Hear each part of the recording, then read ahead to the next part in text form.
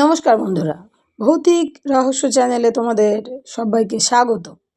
আজকে তোমাদের যে গল্পটি আমি শোনাতে চলেছি, গল্পটির নাম রক্তের স্বাদ। লেখক হীরেন চট্টোপাধ্যায়। তাহলে চলো আর বেশি দেরি করব না, গল্পটা শুরু করি। একটু তন্দ্রা মতো এসে গিয়েছিল বোধহয়। খোঁচা খেয়েই সোজা হয়ে বসলাম। শুনতে পাচ্ছিলাম তমালবাবুর গলা। ফিস ফিস করে বলছেন, দেখো এসে গেছে। প্রথমটা কিছুই নজর হচ্ছিল না। খুব কম করেও 400 গজ দূরে রয়েছে ঢিবিটা। তার ওপর আবছা চাঁদের আলো, মাঝে মাঝে মেঘ এসে ঢেকে দিচ্ছে। কাজেই ভালো করে নজর করা সম্ভব নয়। তবুও আমি এবার দেখতে পাচ্ছিলাম ঢিবির ওপর চিত হয়ে কেউ একজন শুয়ে আছে বলেই মনে হচ্ছিল আমার।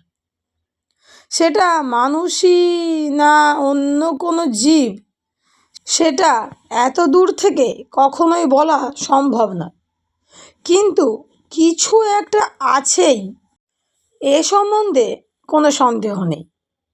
আরও ভালো করে দেখার জন্য দৃষ্টিশক্তিকে প্রখর করার চেষ্টা করলাম।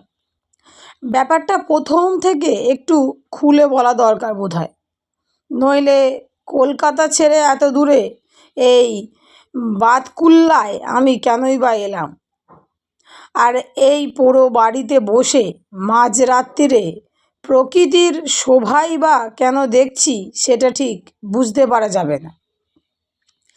না, তমালবাবুর সঙ্গে আমার তেমন কোনো পরিচয় নেই। দু একবার দেখেছি বিধানের বাড়িতে, এই পর্যন্ত। বিধানের সঙ্গে বন্ধুত্ব অবশ্য আমার কলেজ জীবন থেকেই, কিন্তু যে কোনো কারণেই হোক সেটা এখনো পর্যন্ত কাটেনি। বিধানের কাছে বরং আমি তমালবাবুর কথা শুনেছি অনেকবার।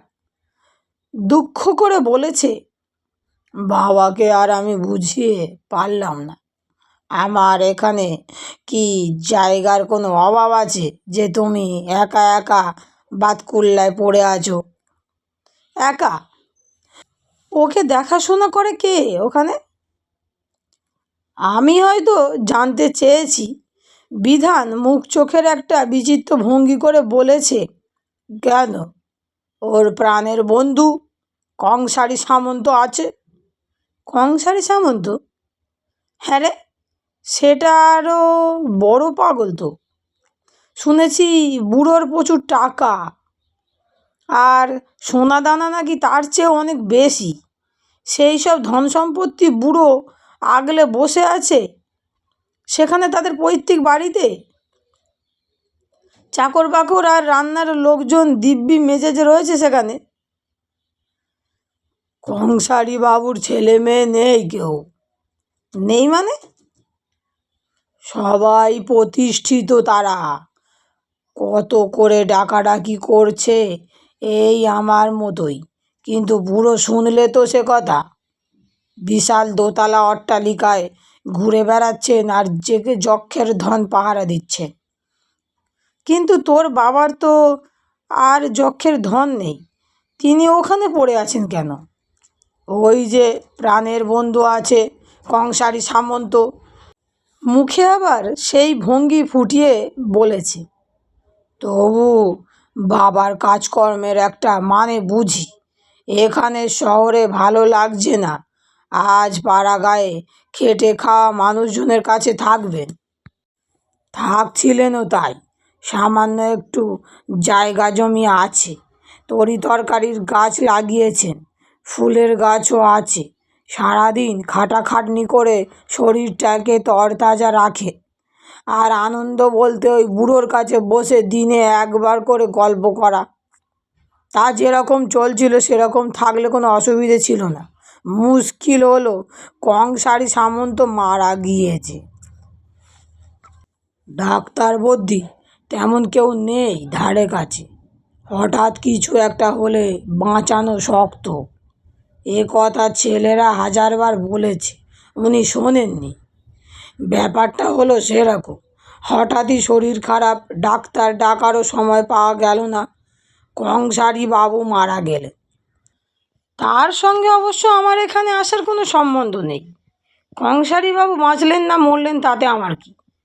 কিন্তু সমস্যা হলো এই যে ছেলেরা যখন জলের দামে বাড়িটা বেচে দিতে চাইলো তমালবাবু সে সুযোগ ছাড়লেন না। বাড়িটা তিনি কিনেই নিলেন। আর তারপরই আরম্ভ হলো যত সমস্যা। আমার আশাটাও আসলে সেই কারণে। বিধান তো বলে টলে কিছু করতে পারেনি। আমি যাতে ওকে রাজি করাতে পারি এখান থেকে চলে যাবার ব্যাপারে। আমি পুলিশ বিভাগের পদস্থ কর্মচারী শুনে রাজি হয়ে গিয়েছিলেন উনি আমার আসার কথায়। অন্তত সস্তায় বাড়িটা পাওয়া গেল, সেই জন্যই লোভ সামলাতে পারেননি। বিধান এই কথাই আমাকে বলেছিল। এখানে এসে তমালবাবুর কাছে কিন্তু শুনলাম অন্য ব্যাপার।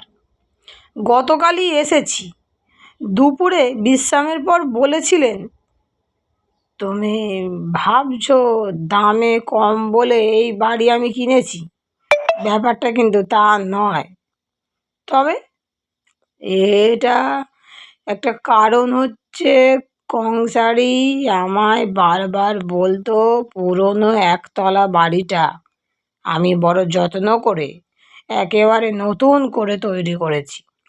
প্রত্যেকটি জিনিস আমি অর্ডার দিয়ে আনিয়েছি। এ বাড়ি আমি মরার পর অন্য হাতে পড়লে আমি মরেও শান্তি পাবো না। সেরকম হলে বাড়িটা তো উনি আপনাকে উইল করে দিয়ে যেতই। এত ঘনিষ্ঠ বন্ধু আপনার। বলেছিল, অনেকবার বলেছিল আমায় সে কথা, আমি পাত্তা দিইনি ওর কথায়। আর দ্বিতীয় কারণ, মানে এটাই নিশ্চয়ই একমাত্র কারণ নয়। না, সেটা বলতে গেলে বেশ খানিকটা সময় লাগবে বলেই তুমি আসবে শুনে আমি বাধা দিইনি। বিধান আমার কোনো কথাই শোনে না। তাকে এসব বলতে গেলে সে হেসে উড়িয়ে দিত। আমি শুনেছিলাম তমালবাবুর কথা, হেসে উড়িয়ে দেবার মতো মোটেই নয়। গোটা ব্যাপারটার পেছনে বেশ খানিকটা রহস্য আছে বলেই আমার মনে হয়েছিল। টাকা পয়সা কংসারীবাবুর যা ছিল সেটা কাছাকাছি একটা ব্যাংকেই জমা ছিল।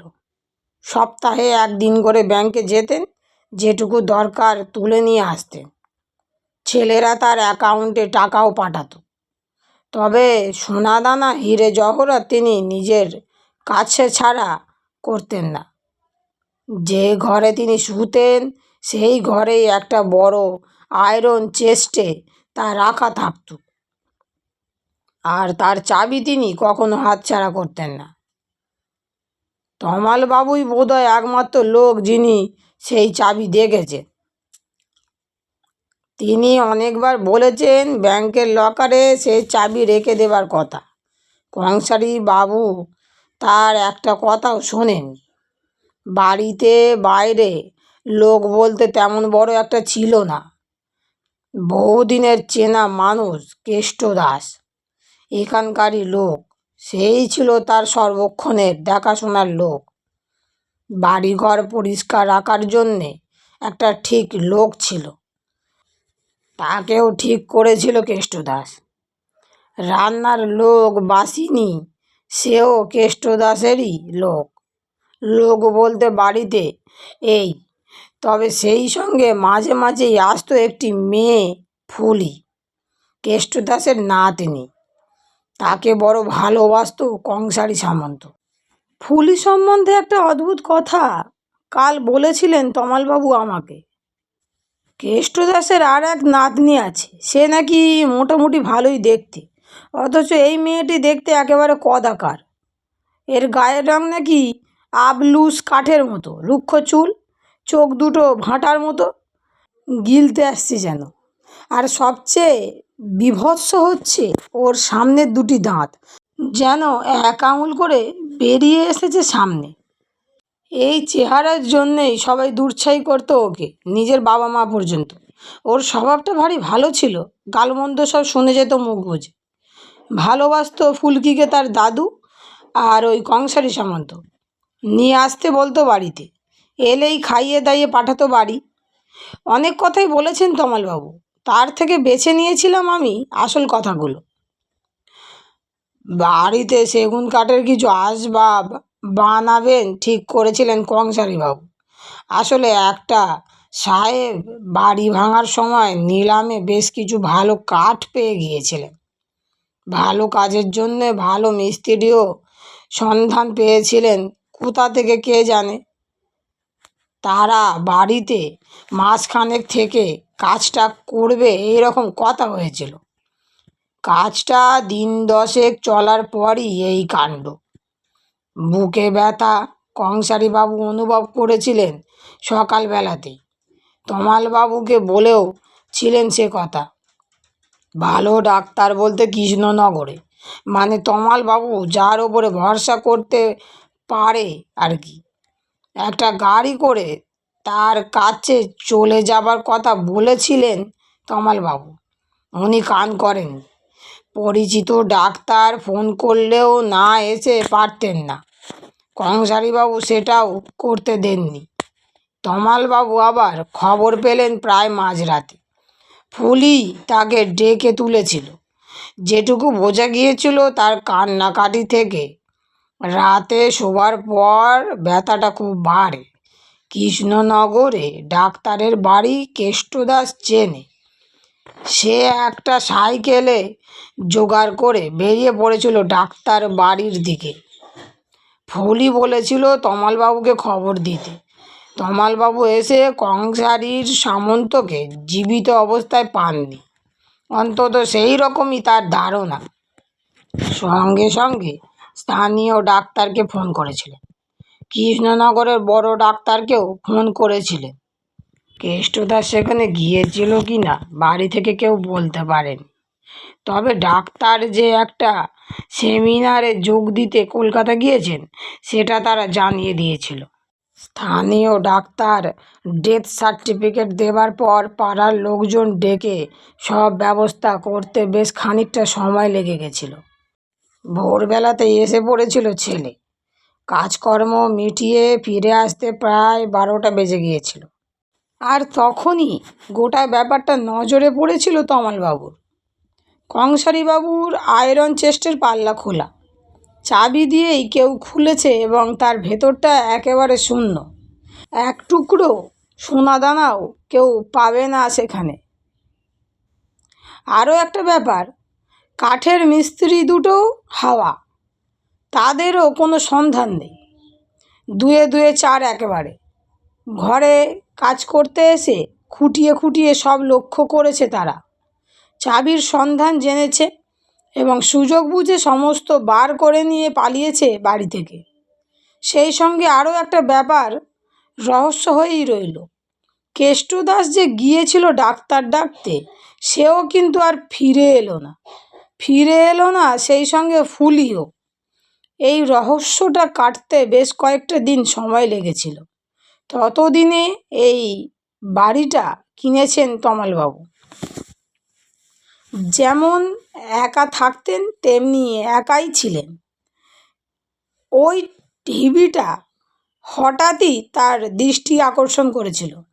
ঢিবিটা আগে ছিল কি ওখানে তিনি মনে করতে পারেননি। পরিত্যক্ত জঙ্গল বিশেষ, ওখানে কি ছিল আর কি না ছিল মনে রাখারও সহজ নয়। পায়ে পায়ে নিজেই একদিন এগিয়ে গিয়েছিলেন ওদিকে। সন্দেহ হওয়ায় একটা পুলিশকে খবর দিয়েছিলেন। তারপরই ঢিবির তলা থেকে বেরিয়ে এসেছিল কেষ্টদাসের অর্ধগলিত শব। এরপর থানা পুলিশ কর্মব্যবস্থা। থানার ওসি ব্যাপারটা বুঝিয়ে দিয়েছিলেন। ডাক্তারের বাড়ি থেকে নিশ্চয় ফিরে আসছিল কেষ্টদাস, আর কংসারী সামন্তর বিশাল ধনভাণ্ডার নিয়ে চম্পট দিচ্ছিল মিস্ত্রিরা। রাস্তায় কেষ্টদাসের সঙ্গে দেখা, এরকম একটা কাজের সাক্ষী রাখার মতো বোকা তারা ছিল না। সুতরাং বাকি কাজটা সেখানেই শেষ করে তারা এবং ওইখানে পুঁতে দেয় কেষ্টদাসের দেহ। প্রমাণ হিসাবে কেষ্টদাসের ভাঙাচোরা সাইকেল আর সোনার হারের টুকরো টাকরা চেনটেনও এখানে পাওয়া যায়।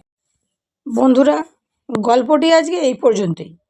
গল্পটি এখানেই শেষ নয়, এর পরের পার্টটা নিয়ে আমি খুব শিগগিরই আবার আসছি। গল্পটি তোমাদের কেমন লেগেছে আমাকে অবশ্যই কমেন্টে জানিও। ভালো লেগে থাকলে বন্ধুদের সঙ্গে শেয়ার করে চ্যানেলটি সাবস্ক্রাইব করে লাইক করে আমার পাশে থেকো, যাতে আরও নতুন নতুন গল্প আমি তোমাদের শোনাতে পারি। তাহলে দেখা হচ্ছে বন্ধুরা এই গল্পেরই শেষ পর্ব নিয়ে। আজকের মতো বিদায়।